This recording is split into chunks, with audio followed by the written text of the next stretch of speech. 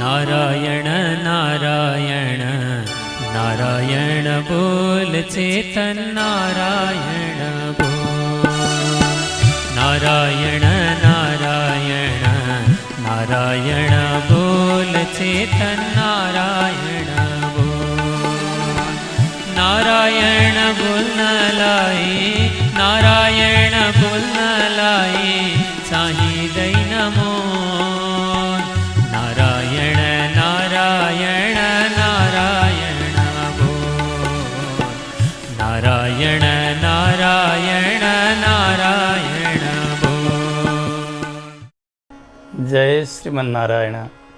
ओम तत्सं योरावृणीमहे गातुं यज्ञाय गातुं यज्ञपतये। दैवी स्वस्तिरस्तु नः स्वस्तिरमानुषेभ्यः। ऊर्ध्वं जिगातु भेषजं सन्नो अस्तु द्विपदे सञ्चतुष्पदे। ओम शान्ति शान्ति शान्तिः।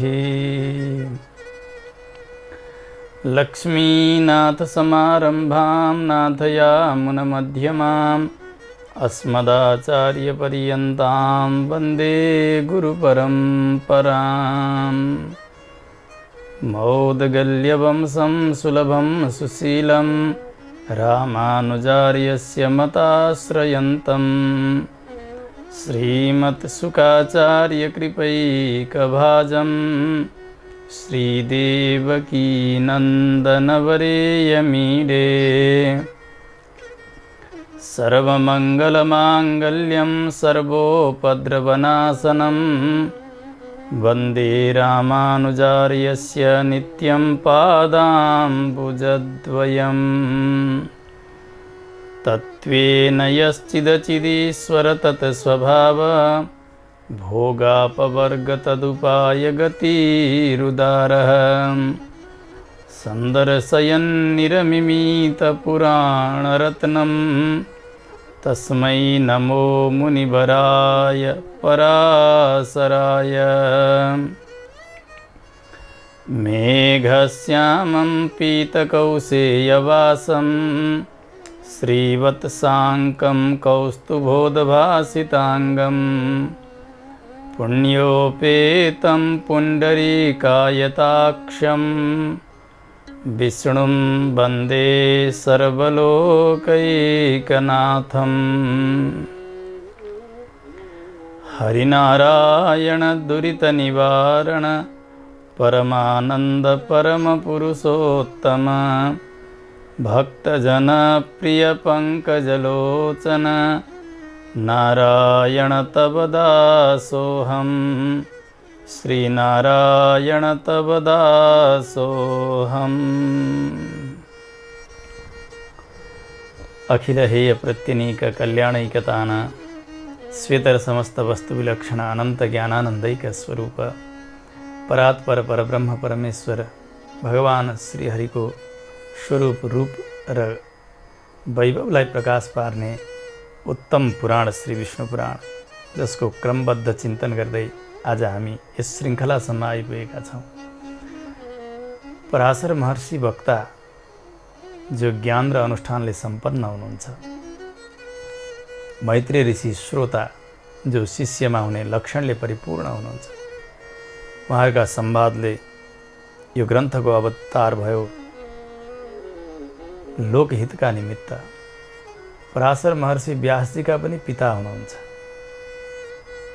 व्यासजी प्रामाणिक हुनुहुन्छ भन्नका लागि पितृ सम्बन्ध उल्लेख भएको छ वेदमा। सहोवाच व्यासः पराशर्यः।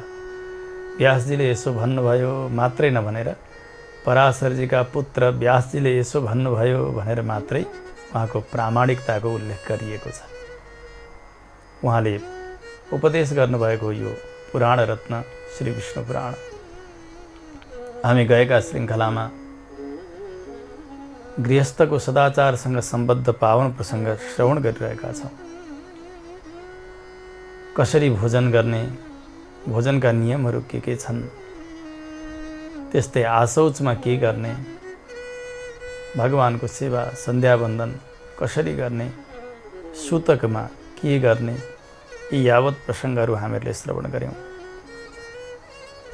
और्व ऋषि वक्ता भएर सगर महाराजलाई सुनाइरहनु भएको छ यो प्रसङ्ग, जसलाई उद्धृत गरेर पराशर महर्षि उपदेश गरिरहनु भएको छ।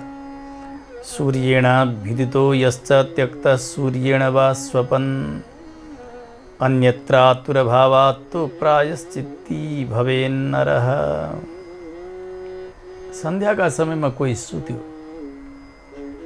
सूर्य अस्ताउने बेलाबाट साँझमा सुतेको छ, अथवा सूर्योदय भइसक्दा पनि सुतिरहेको छ बिहानमा, त्यो अपराधी हो, त्यसले प्रायश्चित्त गर्नुपर्छ।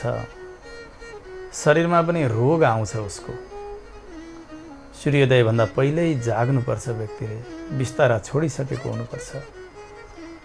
सन्ध्यामा सुत्नुहुन्न, केवल सुत्नु मात्र होइन, सन्ध्याका समयमा भोजन पनि गर्नुहुन्न। यसरी सन्ध्यावन्दनको पालन गर्ने। अब रुग्णावस्थामा शरीरमा कष्ट छ, बिस्तारामा परिएको छ, त्यो भने बेग्लै कुरा हो। त्यसबेला पनि सकेसम्म उठेर यसो बस्न प्रयास गर्नुपर्छ। सुत्नुहुन्न, सुतेर खान पनि हुन्न।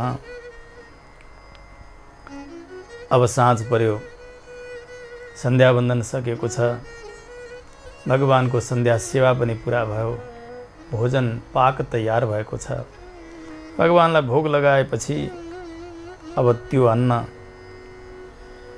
आफूले मान्नुपर्ने मान्यजन अथवा साँझमा आएका अतिथिगण, बाल वृद्ध वनिता सबैलाई यथोचित विनियोग गरेर मात्रै भोजन गर्नुपर्छ। भगवानलाई भोग नलाई खाना हुन्न भन्ने कुरा त पहिले नै सुनिसकिएको छ। अतिथिम चागतम तत्र स्वशक्त्या पूजयेद बुधः। साँझमा कोही अतिथि आउनुभयो भने आफ्नो शक्ति अनुसार उहाँको पूजा गर्नुपर्छ। प्रातःकाल आउने अथवा मध्याह्नमा आउने अतिथिभन्दा उहाँ अझै धेरै महत्त्वको हुनुहुन्छ। साँझमा आउने अतिथिले अब बास बस्नका लागि अरूतिर जाने बेला पनि रहेको हुन्न। उहाँको स्वागत गर्ने, शक्ति अनुसार पूजन गर्ने। सकिन्छ आउँदा आउँदै उहाँको चरण प्रक्षालन गर्ने, आसन दिने, स्वागत युक्त वचनहरू बोल्ने, विनम्र हुने। भोजन तयार भयो, भोग लगाएर अब पहिले उहाँलाई आसनमा राखेर भोजन गराउनुपर्छ। भोजन गराउँदा पनि प्रसन्न भएर सोधिकन उहाँलाई तृप्त हुने गरी भोजन गराउनुपर्छ। यहाँ बताउनुहुन्छ दिउँसो अथवा बिहानीमा आएका अतिथिभन्दा सूर्यास्तका समयमा कोही अतिथि आउनुभयो। अब दिउँसोका अतिथिलाई व्यक्तिले निराश बनाएर फर्काउँदा जति पाप लाग्थ्यो त्योभन्दा ज्यादा 8 गुणा पाप साँझका अतिथिलाई निराश बनाएर फर्काउँदाखेरि लाग्दछ। साँझका अतिथिलाई कसै गरी पनि फर्काउनै हुन्न। तदेवाष्ट गुणम पुंस सूर्योढे विमुखे गते। उनले आफूमा भएको मात्रै अपराध उसलाई दिएर उसको पुण्य लिएर जान्थे भने अब उनले दिएको त्यो अपराध 8 गुणा भएर बढ्छ। जसले अनादर गरेको छ अतिथिको, उसमा 1 गुणा मात्रै अपराध पाइएको थियो बिहान अथवा दिउँसो अतिथि फर्काउँदाखेरि। ती अतिथिमा भएका अपराध मात्रै आएका थिए। त्यसको ठिक 8 गुणा वृद्धि भएर आउँछ साँझका अतिथिलाई फर्काइयो भने। यो कुरा ख्याल गर्नुपर्छ। जे छ त्यसले सेवा गरिदिने नि। अन्न दिन सकिन्छ अन्न, जल दिन सकिन्छ जल, वस्त्र दिन सकिन्छ वस्त्र, विस्तारा, फल, नभए बाणी दान पनि त गर्न सकिन्छ नि। यसको अर्थ यसरी पनि बुझ्न हुन्न, ए मिठो बोल्दा पनि हुँदो रहेछ, यिनलाई एउटा कोठामा राखेर मिठो बोलिदिउँ, भित्र बसेर आफू भने घिउ भात खाउँ भनेर अनि ढोका थुनेर गएर खानु भन्ने अर्थ होइन नि।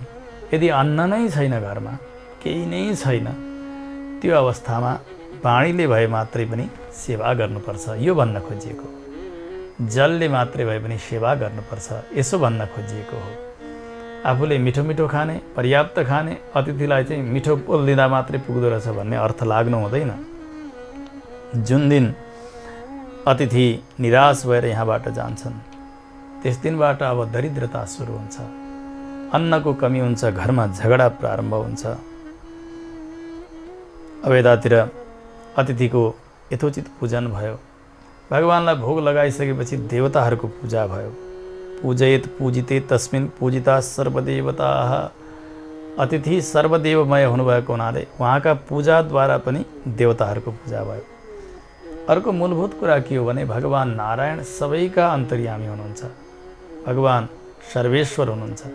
जस्तो एउटा वृक्षका फेदमा लगेर लगाइदिएको पानीले हाँगा, ती पात, फूल, फल सबै प्रसन्न रहन्छन्, पूर्ण रहन्छन्। अब हाँगो सुक्न आँट्यो भनेर हाँगामा बाल्टीबाट पानी खन्याउँदाखेरि त्यो हाँगो ठिक रहँदैन। फल त सुक्न आँटेछ भनेर पानी खनाइदिने भने त्यही पनि झर्न सक्छ। पात सुक्न आँट्यो भनेर पातमा पानी लगाएर हुन्न, जरामै लगाउनुपर्छ। जरामा गरिएको सेचनले त्यो वृक्ष हरियो हुन्छ, फलफुल सबै ठिकठाक रहन्छ। त्यस्तै हामीले दिएको अन्न जो भोजनका रूपले दिन्छौँ त्यो प्राणवायुलाई दिएको आहुति हो। भोक लागिसकेपछि हाम्रा हात गल्छन्, गोडा गल्छन्, आँखा नदेख्ने हुन्छ, व्यक्ति थरथर काँपेको हुन्छ। भोजन गरिसकेपछि सबैमा शक्ति आउँछ नि। यो आँखाले देखेन भोक लाग्यो भनेर यहाँ यति प्रसादको डल्लो यहाँ लगाइदिनाले आँखाले देख्दैन, कानले सुनेन भनेर कानमा लगाइदिँदा हुँदैन। हात गोडा गले भनेर भातको डल्लो बोकेको छ अथवा सेलरोटी चुरा जस्तो बनाएर लगाइरहेछ, यसो यसो गरेर यसरी यसरी हिँडेर त्यो हात गल्न छोड्छ र? त्यो अन्न प्राणलाई नै दिनुपर्छ। अनि त्यो हातमा पनि शक्ति आयो, गोडामा शक्ति आयो, कानमा शक्ति आयो, आँखामा शक्ति आयो। जसरी प्राणवायुलाई दिएको आहुतिले सारा अङ्ग प्रत्यङ्ग पुष्ट भए, तुष्ट भए। जरामा हालिएको पानीले जसरी वृक्षका हाँगा, पात, फल फूल सबै तन्दुरुस्त रहे, त्यस्तै प्रकारले सम्पूर्ण देवताका मूल भनेका भगवान नारायण हुनुहुन्छ। उहाँमा श्रद्धापूर्वक समर्पण गरिएको त्यो अन्न होस्, जल होस्, जति पनि भोग्य सामग्रीहरू छन्, प्रेमपूर्वक समर्पण गर्न सकियो भने त्यसले सारा देवताहरू तृप्त हुन्छन्। अलग अलग देवताहरूको सेवा गर्न सकिएन भने पनि यही सेवाले पूर्ति हुन्छ। त्यसैले पाकेको अन्न नखाने चिज त पकाउनै भएन। शुद्ध पवित्र अन्न भोजन गराउनुपर्छ आउनेलाई पनि। त्यो पवित्रता भनेको भगवानलाई भोग लगाएपछि हुन्छ। अन्नमा हुने पवित्रता पहिले यसलाई केलाउँदादेखि हेर्दै हेर्दै गएर पकाउँदासम्म पनि नबोली पकाउने, मन्त्रोच्चारण गर्ने, भित्रभित्रै भगवानको नाम लिने, त्यसले त्यो अन्न शुद्ध शुद्ध हुँदै गएको हुन्छ। त्यही अन्न भगवानलाई समर्पण गर्यो, त्यस पछाडि पवित्र हुन्छ। त्यो शुद्ध प्रसाद अन्न ग्रहण गरेपछि बुद्धि पनि शुद्ध हुन्छ, सारा पापहरू नाश भएर जान्छन्। भोजन कति गर्ने कति नगर्ने यस विषयमा शास्त्रले धेरै बताएका छन्, पहिले पनि हामीले सुनिसकेका छौँ। युक्ताहार विहारस्य युक्तचेष्टस्य कर्मसु युक्त स्वप्नावबोधस्य योगो भवति दुःखः। भगवान श्री गीताचार्य गीताजीमा बताउनुहुन्छ अर्जुनलाई, परिमित आहार गर्ने, विहार पनि परिमित, अनि सुत्न पनि परिमित सुत्नुपर्छ। धेरै सुत्न पनि हुन्न, नसुत्न पनि हुन्न। करिब सामान्यतया जवान व्यक्तिका लागि 6 घण्टा रात्रिमा शयन गर्नुपर्छ।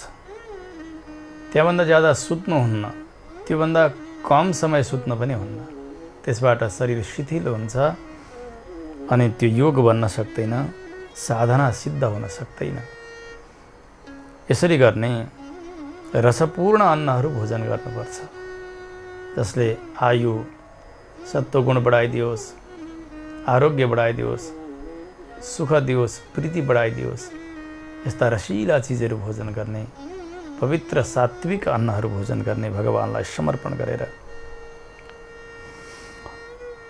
जसरी अतिथिलाई सत्कार गर्ने भनेर पहिले बताइयो, अतिथिको सत्कार त्यसबेला पूर्ण हुन्छ सन्ध्यामा, उहाँलाई लगेर बिस्तारामा शयन गराएपछि अब हजुर विश्राम गर्नुहोला भनेर उहाँलाई प्रणाम गरेर आज्ञा लिएर अब आफू भने बिस्तारामा आउने। सुत्न जाँदाखेरि पनि हात गोडा धोएको हुनुपर्छ। कृतपादाति शौचस्तु भुक्त्वा सायं ततो गृही गच्छेत् शय्याम् अस्फुटिताम् अपि दारुमयीं नृप। हात पाउ धोएर बिस्तारामा गयो।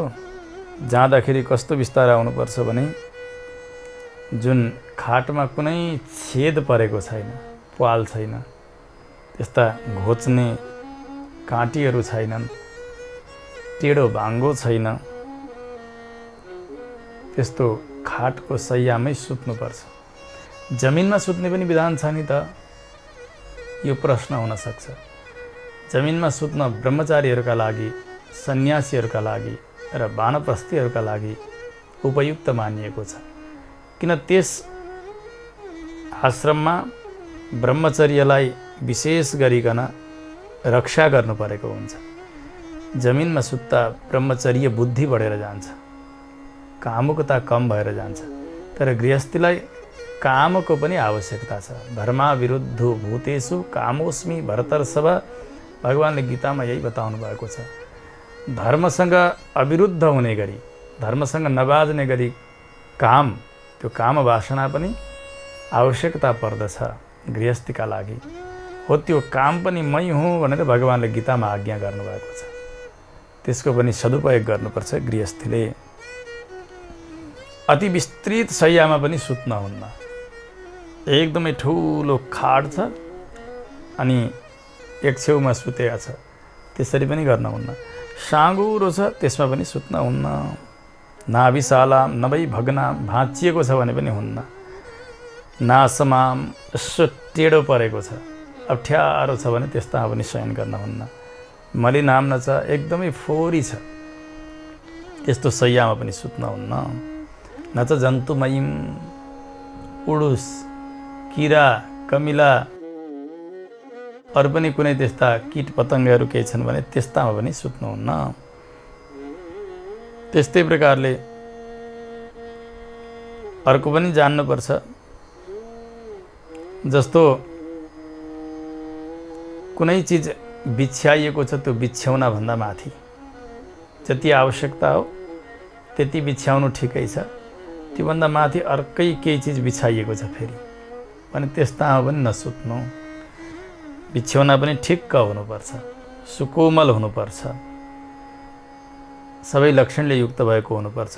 सुत्ने त्यो जो बिस्तारा हो सकेसम्म सेतो शय्या हुनुपर्छ। त्यहाँ सुत्दाखेरि मति पनि शुद्ध हुन्छ, चिन्तन पनि शुद्ध हुन्छ।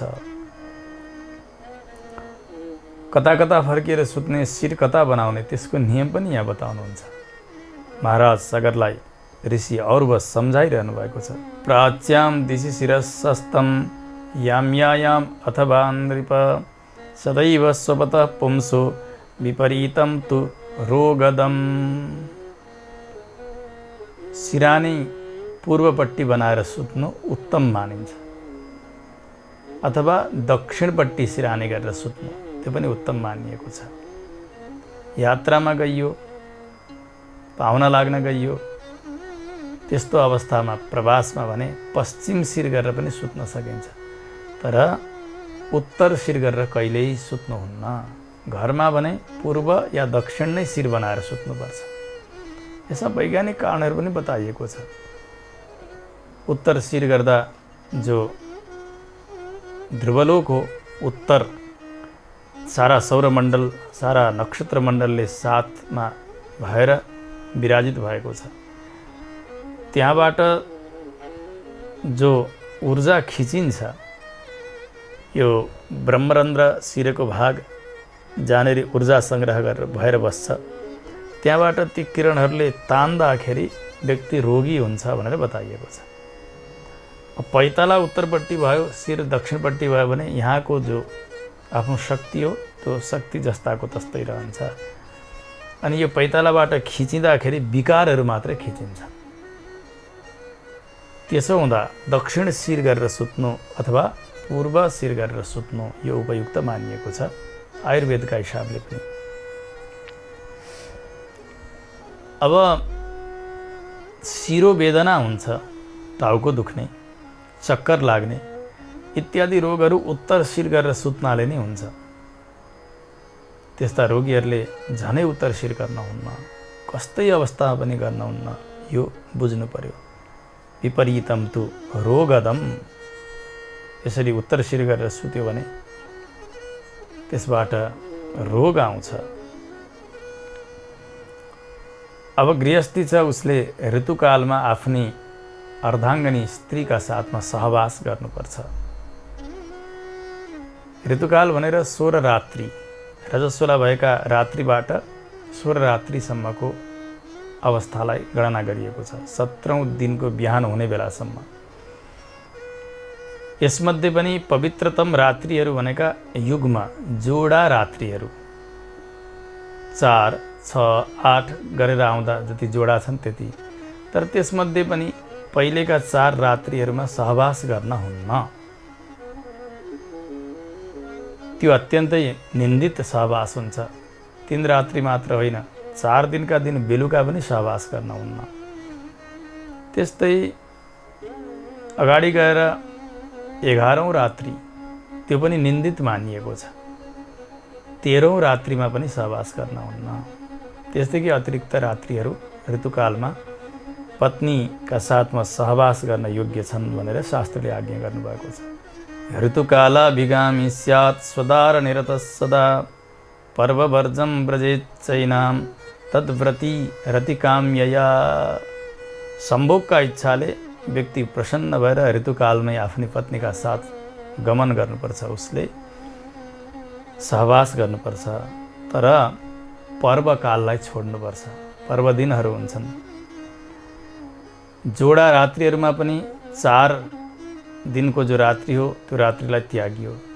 अब 6, 8, 10, 12, 14, 16 यसमा पनि पहिलेका जोडा रात्रिभन्दा पछिका जोडा रात्रिहरू उत्तम भनेर मानिएको छ। त्यसबेला यदि सन्तान आयो त्यो गर्भमा भने अति पुण्यात्मा आउँछ, धर्मात्मा आउँछ।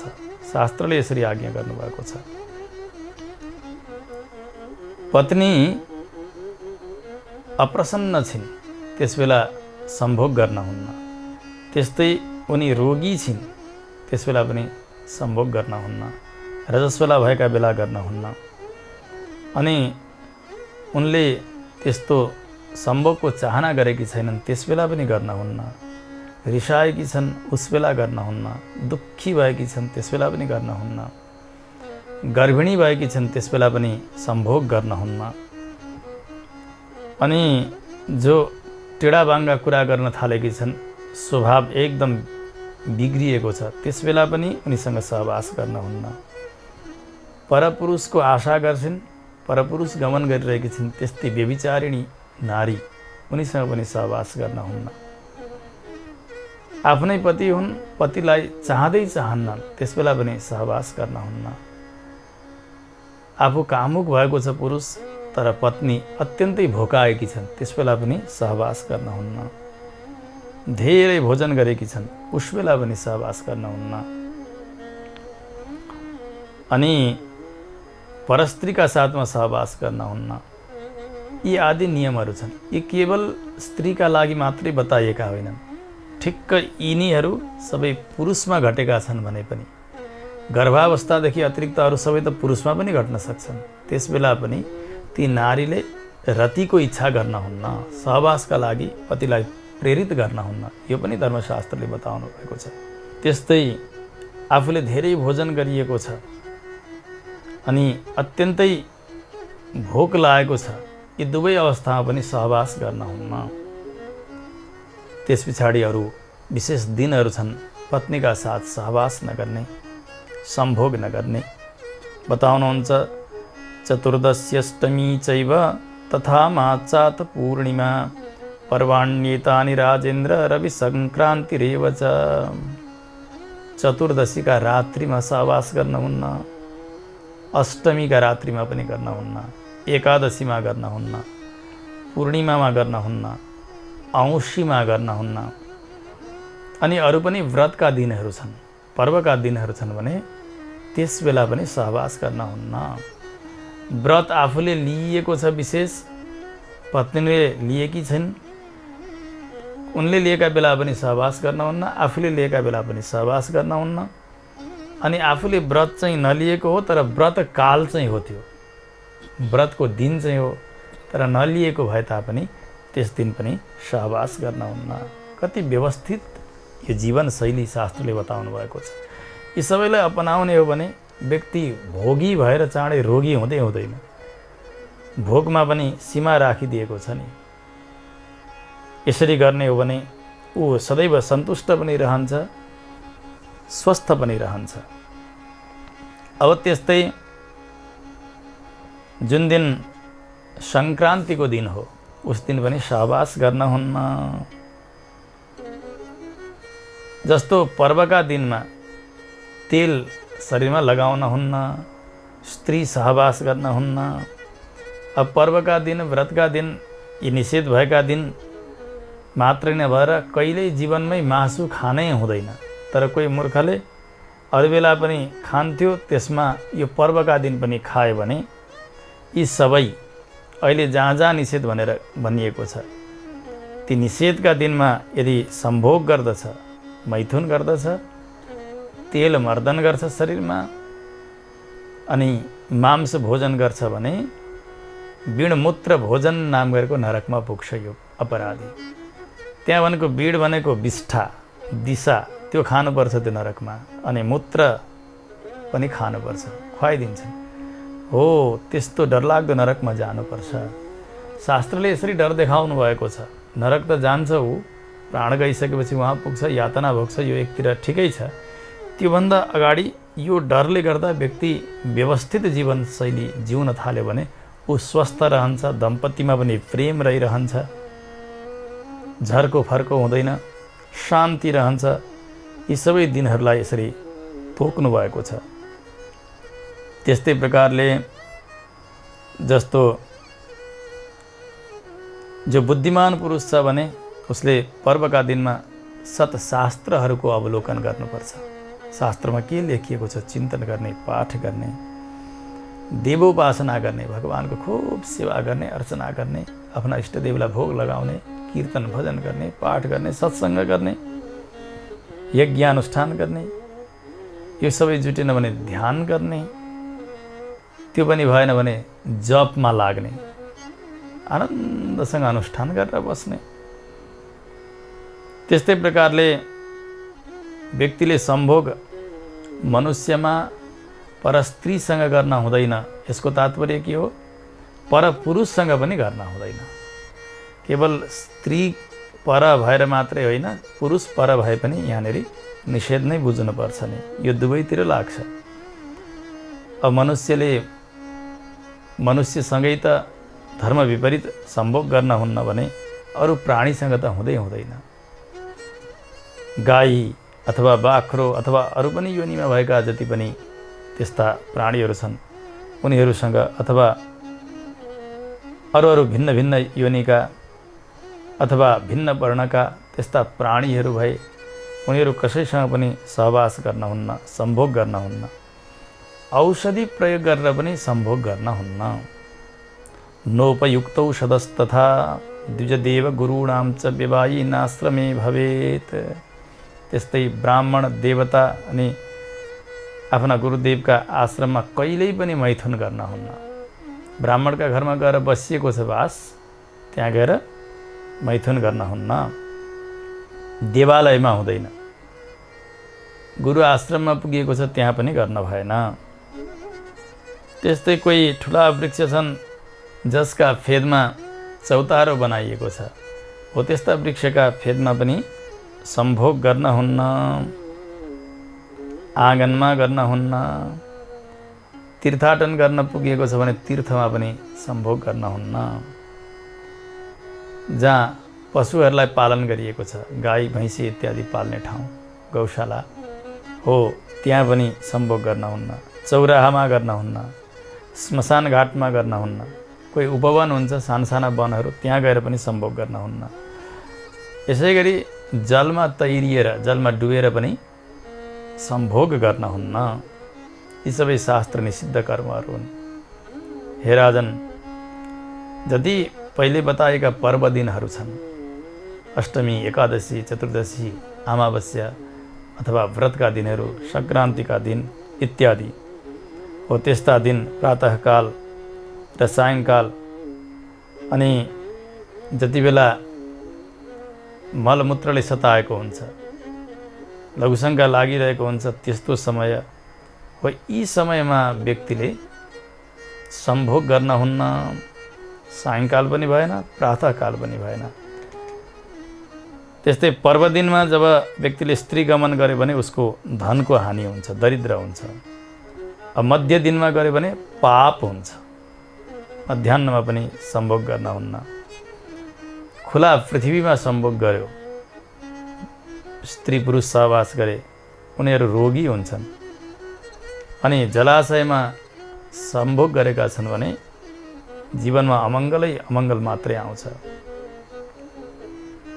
यसरी यी धर्म अविरुद्ध काम, जसलाई सम्भोग अथवा सहवास भनेर बताइयो, अहिले जति यहाँनेरि अपराधका कोटीहरू बताइएका छन्, यिनबाट बचेर आफ्नै पत्नीका साथ सहवास गर्ने, आफ्ना पतिका साथ सहवास गर्ने, यसलाई भने उत्तम धर्म भनेर बताइएको छ। फेरि यसैबाट सत्सन्ततिको उत्पत्ति हुन्छ। यसैले कुललाई तार्दछ।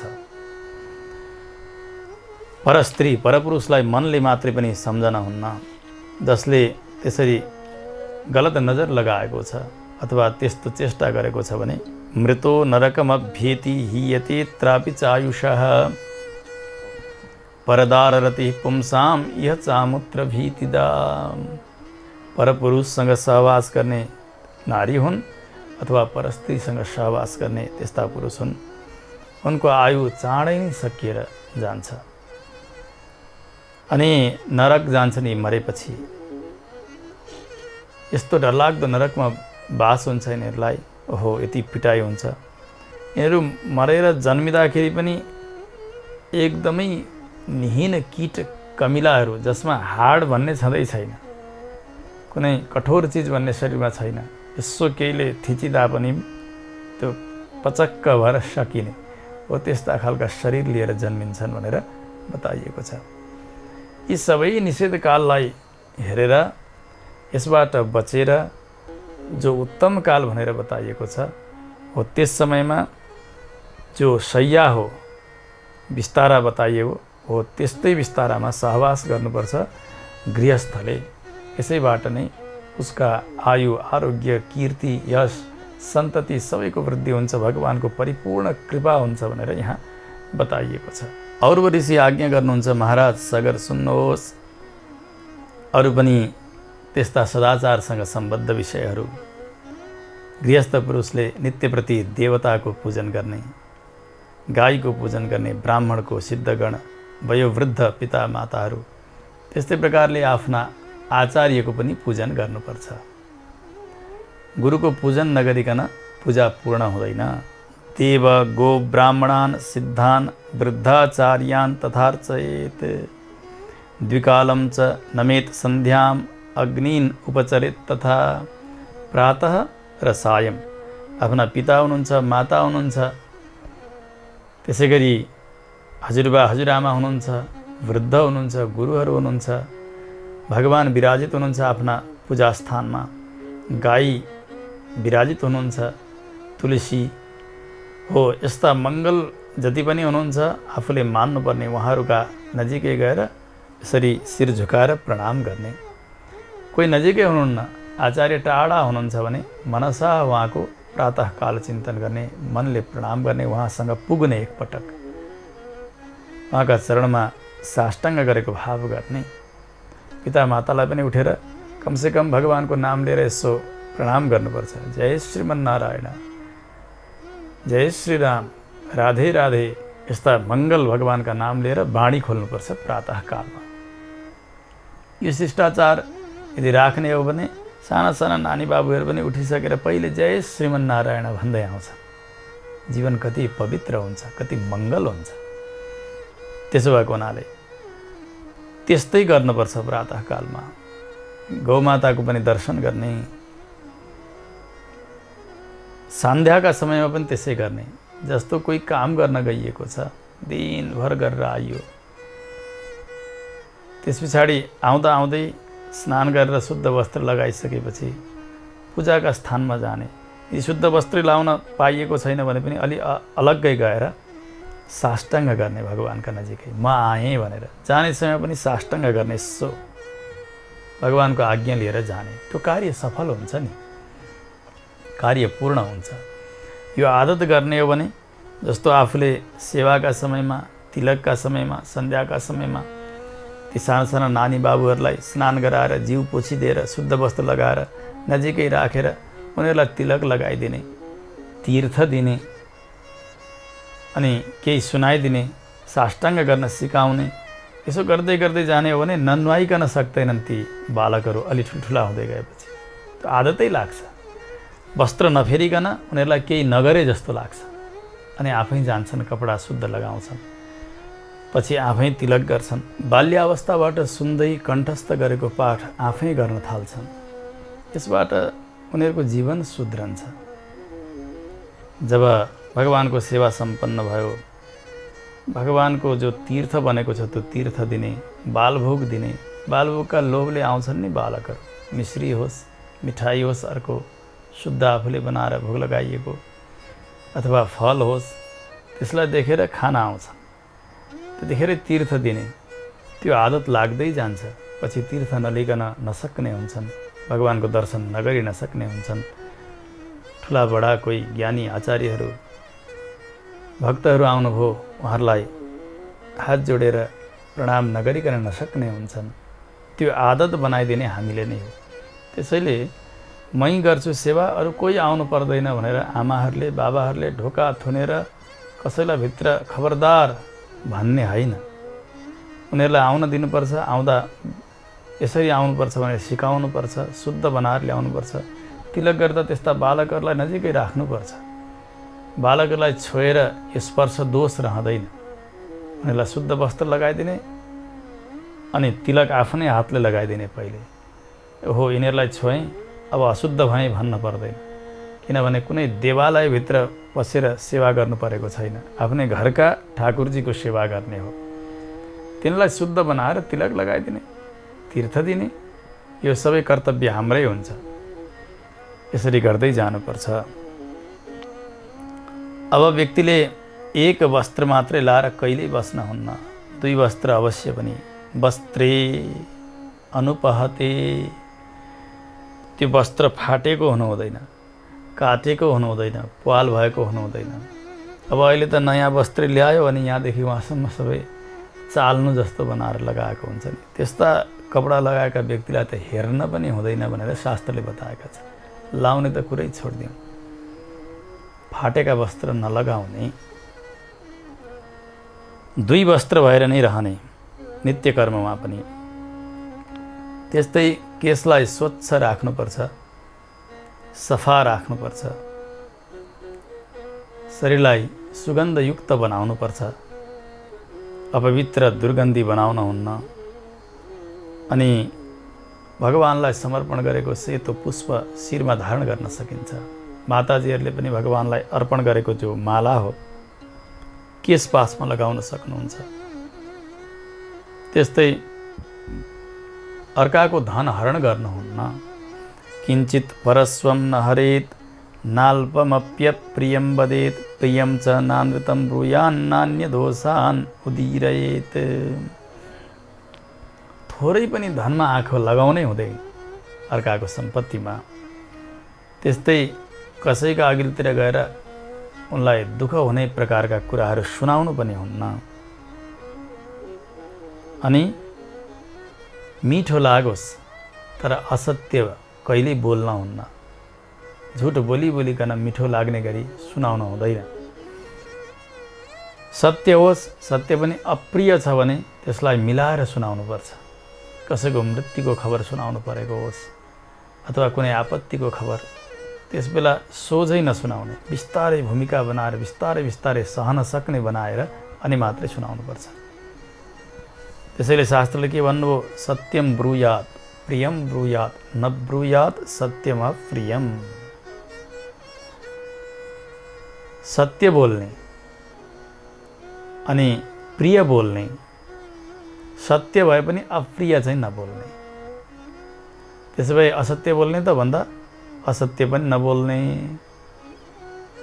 असत्य बोलेर सत्य ढाकिन्छ भने सत्य नै बोल्नुपर्छ, तर सत्य सुन्न सक्ने बनाएर अनि मात्रै सुनाउनुपर्छ। सत्यवादी नै बन्नुपर्छ व्यक्तिले। त्यस्तै प्रकारले अरू पनि दोष छन्। कसैको निन्दा नगर्ने, कसैको चर्चा नगर्ने, निन्दित सवारीमा चढ्नुहुन्न। जस्तो रथ घोडाद्वारा जोतिएका छन् भने त्यस रथमा चढेर सवार हुनु त्यो शास्त्र विधि अनुसारको हुन्छ। तर एउटै मात्रै घोडा छ, घोडामा चढ्नु फेरि गृहस्थीका लागि निषिद्ध छ। फौजीहरू हुन्छन् जो रथसवार, घोडसवार इत्यादि, उनीहरूका लागि त्यही धर्म हो। तर हामी सामान्य गृहस्थीहरूले त्यसरी हिँड्न हुन्न। कुनै पनि प्राणीका ढाडमा चढेर यात्रा गर्न हुन्न, उसलाई कष्ट हुन्छ। त्यस्ता निन्दित सवारीहरूमा सवार नहुने। अनि कहिल्यै पनि नदीका तटमा गएर नसुत्ने, नथुक्ने, मलमूत्र त्याग नगर्ने, यी आदि नियमहरू बताउनु भएको छ, पहिले पनि बताइएको छ। ज्ञानी व्यक्तिले जो लोकसँग द्वेष गर्दछ, सबैको निन्दा गर्छ, पतित छ, उन्मत्त छ, अनि जसले धेरै नै शत्रु सङ्ग्रह गरेको छ, त्यस्ता परपीडक जो दुष्ट व्यक्ति हो उसका साथमा सहवास गर्न हुन्न, वार्ता गर्न हुन्न, उसबाट टाढा टाढा बसेर रहनु पर्दछ। जो व्यक्ति वेश्याका साथ सङ्गत गर्दछ अनि ती वेश्या स्त्रीहरू छन् अथवा वेश्याको पति होस्, क्षुद्र, झुट बोल्ने अनि अत्यन्तै नखाने चिजहरू खाने, त्यस्तो व्यसनी अनि अर्काको निन्दा बिना नबाँच्ने, त्यस्ता दुष्ट पुरुषहरूका साथमा, त्यस्ता दुष्ट स्त्रीहरूका साथमा कहिले पनि सम्बन्ध बनाउनु हुँदैन। सज्जनका साथ सम्बन्ध बनाउने, दुष्टका साथ कहिल्यै पनि सम्बन्ध नबनाउनु। श्रीमद् भागवतमा भगवान ऋषभदेवले आफ्ना पुत्रहरूलाई सम्झाउनु भएको छ। महत् सेवाम द्वार माहुर विमुक्तेः तमोद्वारम योषिताम सङ्गी सङ्गम। मोक्षको द्वार भनेको सज्जनहरूका साथमा सङ्गत गर्नु, त्यसबाट खुल्दछ। उहाँहरूले मोक्ष कसरी हुन्छ त्यही बाटो नै देखाइदिनुहुन्छ।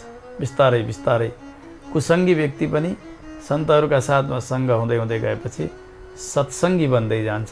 बिस्तारै बिस्तारै उसको मोक्षको बाटो खुल्छ।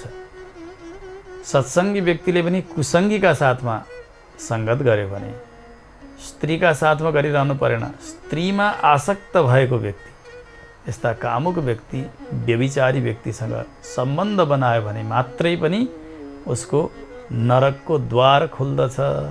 तमोद्वारम योषिताम सङ्गी सङ्गम।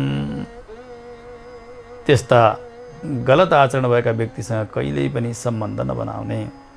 केवल पुरुषका विषयमा मात्र यो होइन, स्त्रीमा पनि यही कुरा हो, सबै समान रूपले लागू हुन्छ। मार्गमा कहिल्यै पनि एक्लै नहिँड्ने, कोही न कोही एक साथी लिएर हिँड्नुपर्छ। कोही हुनु भएन नि त भन्दा भगवान साथी हुनुहुन्छ भनेर जले रक्षतु वाराह स्थले रक्षतु वामनः अटव्याम नारसिंहश्च सर्वतः पातु केशवः। जलमा भगवान बराहले हाम्रो रक्षा गर्नुहुन्छ। रक्षा गर्ने व्यक्ति साथै छ भने रक्षा गर्छ। पर टाढा भएकाले कसरी रक्षा गर्छ र?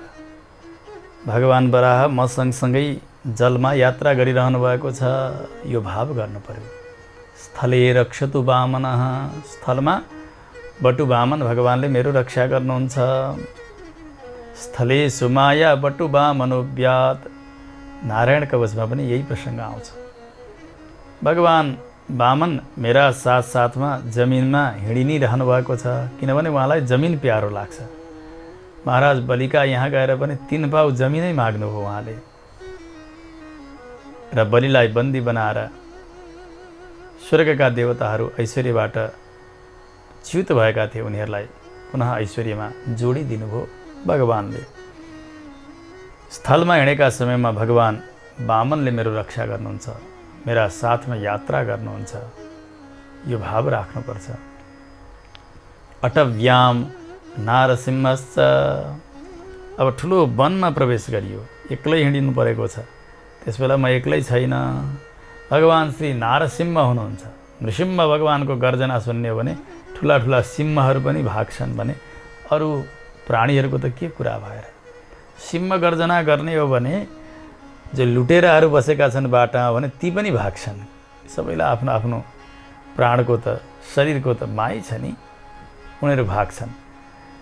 त्यसो हुँदा आपत्तिका समयमा भगवान श्री नृसिंहले गर्जना गरेर मेरो रक्षा गरिदिबक्सनेछ, यो भावले साथमा नृसिंह भगवान आउँदै हुनुहुन्छ, मेरा सँगै जाँदैछु, एक्लै छैन, यो भावका साथ वनको यात्रा गर्ने। अटव्याम नारसिंहश्च सर्वतः पातु केशवः, अरू बाँकी सबै अवस्थामा भगवान केशव, भगवान नारायण मेरा साथै रहिबक्सेको छ। अन्तर्यामी हुनुहुन्छ नि, भित्र बस्नुभएको छ। आपत्ति पर्न साथ उहाँ प्रकट हुनुहुन्छ र मेरो रक्षा गर्नुहुन्छ। म एक्लै छैन। त्यसैले प्रपन्नजनहरूले म यसो गर्छु उसो गर्छु भन्नुहुन्न, हामीले यसो गऱ्यौँ, हामी यता गएर आयौँ, हामी भन्नुहुन्छ। किनभने आफू एक भगवान एक, दुई भइसकेपछि हामी भइयो। एक्लै त कहिल्यै पनि वैष्णवजनहरू रहँदै रहनुहुन्न, अरू कोही रहनुहुन्न, तर त्यो भाव प्रपन्न जन्म भने प्रगाढ बढेर गएको हुन्छ। यसरी आफ्ना सन्मित्रहरू कोही छन् साथमा हिँड्ने भने तिनीहरूलाई साथमा लिएर यात्रा गर्ने, कोही भागवतहरू हुनुहुन्छ उहाँहरूलाई साथमा लिएर हिँड्ने, होइन भने भगवान नै मेरा साथमा हुनुहुन्छ, सर्वत्र रक्षा गर्दै गर्दै हिँडिबक्सेको छ भन्ने यो भावका साथ यात्रा गर्नुपर्छ। यसरी यात्रा गर्ने। त्यस्तै वार्ता गर्ने त्यो व्यक्ति पनि अर्काको कुरो काट्ने खालको नहोस्, साथमा हिँड्ने, भगवत चर्चा नै सुनाइदिइरहोस्। यदि त्यस्तो प्रकारको छ भने उसलाई त्यागिदिइहाल्ने, आफ्नै भगवानसँग बोल्ने हिँड्ने, गुनगुनाउने, भगवानको कीर्तन गर्दै गर्दै हिँड्ने, संवाद गर्दै हिँड्ने। त्यस्ता महात्माहरू कति हुनुहुन्छ। अनि उताबाट नदीमा जल एकदम वेगले बगेर आउँदै गरेको छ, त्यो वेगपट्टि फर्केर यसरी नुहाउनु हुँदैन कहिल्यै पनि। त्यस्तै प्रकारले कोही घर जल्दै गरेको छ, दन्दन बल्दै गरेको छ भने त्यस्ता घरभित्र छिर्न पनि हुन्न। कति व्यावहारिक छ। अघि नदीका वेगतर्फ व्यक्तिले मुख बनाएर बस्यो भने नदीले पल्टाइदिने बित्तिकै अब फेरि उठ्नै नसक्ने हुन्छ, ऊ बगेर जान्छ। ठिक्क विपरीततर्फ फर्केर बसेको छ भने ऊ यसरी लड्दा पनि हात टेक्छ, उठ्न सक्छ नदीमा। जल्दै गरेका घरभित्र छिर्ने हो भने उसको मृत्यु निश्चित छ। यस प्रकारको व्यावहारिक उपदेश दिइरहनु भएको छ। त्यस्तै कुनै रुखका माथि टुप्पामा बस्नुहुन्न। त्यहाँ पुगिसकेपछि जति जति माथि गयो ती रुखका हाँगाहरू त्यति कोमल हुन्छन्, त्यति कमजोर हुन्छन्, साना हुन्छन्। त्यहाँ माथिबाट त्यो भाँचिने बित्तिकै ऊ झर्छ, मर्छ। शास्त्रले त्यसै कारणले यहाँ पाप लाग्छ भनेर बताउनु भयो। पाप लाग्ने त एकातिर छँदैछ, नरक जाने अर्कातिर छँदैछ। त्योभन्दा अगाडि यसको जीवन रक्षाका लागि शास्त्रले यति ठुलो प्रयास गर्नुभएको छ। यी तमाम दिनचर्या सम्बन्धी उपदेशहरू गरिरहनु भएको छ। और्व ऋषिले महाराज सगरलाई यही प्रसङ्ग सुनाइरहनु भएको छ, पराशर महर्षिले मैत्री ऋषिलाई। तर आजको निर्धारित समय सकिसकेको छ। अगाडिका पावन प्रसङ्गहरू सुन्न भने अब आउने श्रृङ्खलासम्म हामीले प्रतीक्षा गर्नुपर्ने भएको छ। भगवानका चरणमा वाणीलाई विश्राम दिँदै कथालाई पनि विश्राम गरौँ। जय श्रीमन्नारायण। सधैँभरि यो जिन्दगी खिल्छ, भक्ति गरे सधैँभरि यो जिन्दगी खिल्छ। त्यसैले त शास्त्र भन्छन्, नारायण बोल चेतन नारायण बोल। त्यसैले त शास्त्र भन्छन्, नारायण बोल चेतन नारायण बोल। नारायण बोलना लाई, नारायण बोलना लाई, चाही दई नमोल। नारायण नारायण नारायण बोल, नारायण नारायण नारायण बोल, नारायण नारायण नारायण बोल, चेतन नारायण बोल, नारायण बोल, चेतन नारायण बोल, नारायण बोल, चेतन